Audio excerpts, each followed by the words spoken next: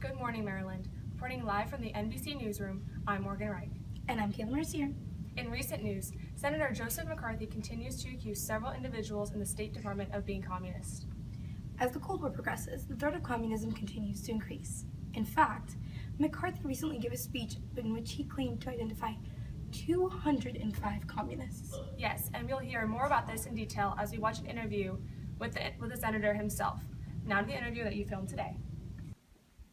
Well, Senator, after all the investigation and such, you believe, as of the moment, that there are communists in the State Department? Well, Ms. Mercier, communists or worse. Would you like to name a few? If you want me to name them, and you promise to run it in your paper, I'd be glad to do it. Senator, you suggest that there are communists, or worse, in the State Department, which means that you believe that there are at least some spies there. Now, you've also said that the FBI knows about that. Are you suggesting today that Mr. J. Edgar Hoover and the FBI know a spy in the State Department and yet have done nothing about it? Now just a second. I never said that the FBI knows about it. Let's get that picture straight. The FBI's function is merely to investigate. The FBI has no real power whatsoever to start prosecution. Do you recall the famous Amarasia case? The FBI apparently thought they had an airtight case of espionage. At least Mr. Hoover had thought. Then he presented that case to the Department of Justice, and then you found a great sequence of bungling and fixing, so that I think it should be clear that the FBI can't be used as a punching bag in this thing. Nobody can hide behind the skirts of the FBI.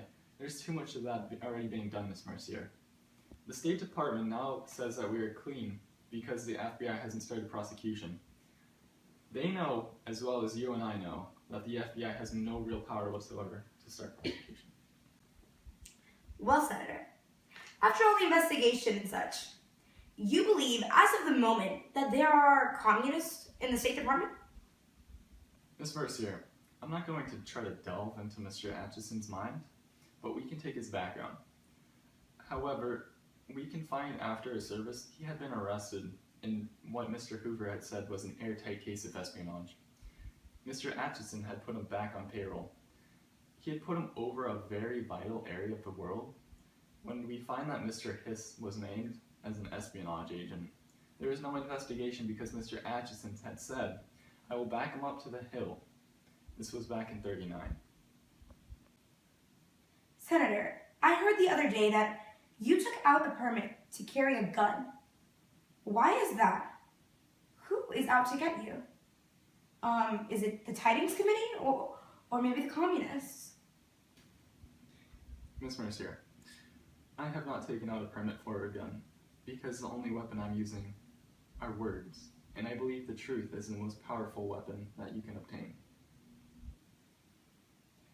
Many people are saying that, Senator, that they hope you win out and that they are at your side, but they are against your tactics.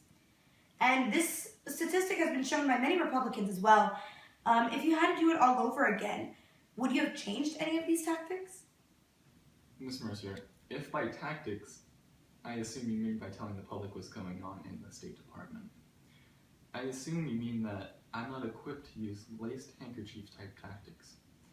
We may have to use lumberjack tactics, or bare knuckles tactics. If those are the only tactics that communists understand, then those are the tactics we will use. Thank you for your time, Senator. Back to you, Morgan. Thank you, Kayla. That was quite the interview. Who knows what's to come? Will the accusations become too much? Will Senator Joesph McCarthy be proved wrong? Stay tuned, and you'll have to find out. I'm Kayla Mercier. And I'm Morgan Wright. Stay classy, Maryland.